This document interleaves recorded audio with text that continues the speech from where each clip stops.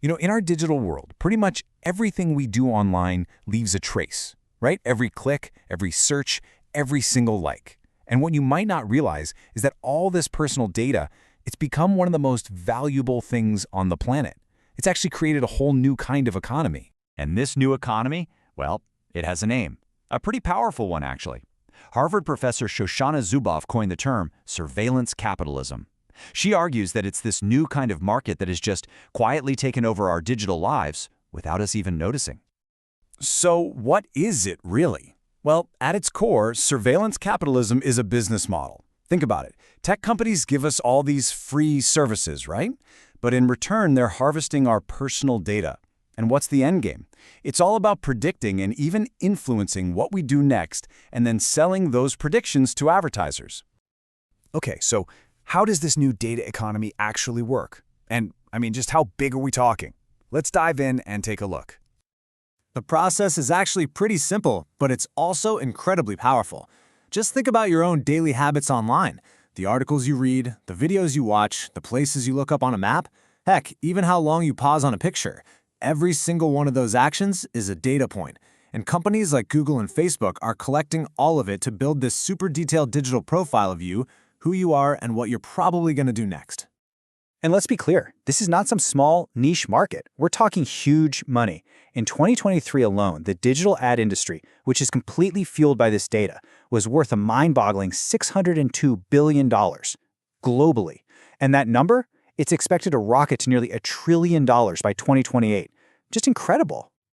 Look, if you really want to get a picture of this economy, just look at a giant like Google. Back in 2021, a whopping 81% of its parent company's revenue came straight from advertising. That's over $257 billion. And it's all driven by one thing: their ability to use our personal data to sell ads. Okay, so we've seen the scale of this industry. It's massive.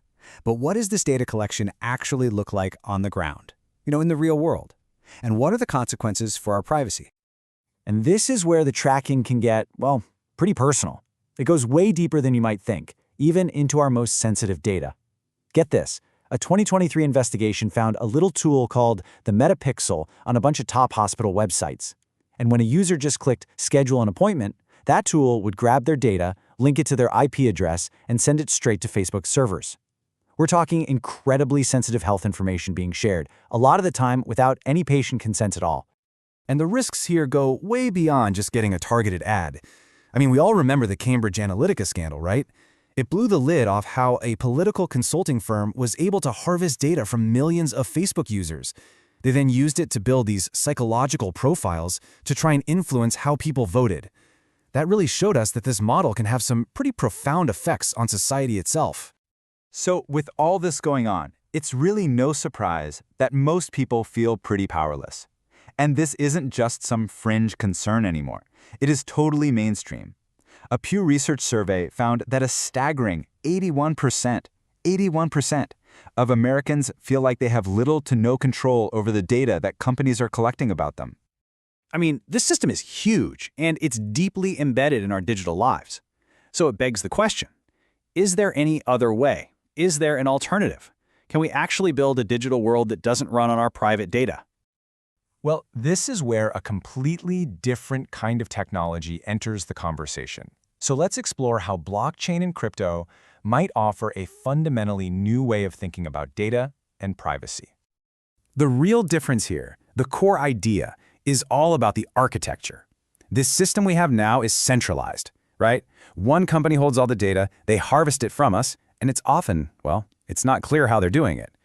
The blockchain model, on the other hand, is decentralized. There's no single owner. That means the data is actually controlled by you, the user, and the rules of the whole system are transparent for everyone to see. So how does that work in practice? Well, to put it simply, transactions on a blockchain are locked down with really powerful encryption, and they don't ask you for your name or your address.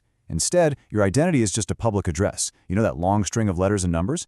And that makes it incredibly difficult for companies to build those detailed personal profiles we were talking about earlier. But hey, this isn't just some theoretical idea floating around. Let's actually look at how some crypto-based platforms are already putting these privacy-first principles into action right now. A fantastic example of this is the Brave browser. It totally flips the old advertising model on its head.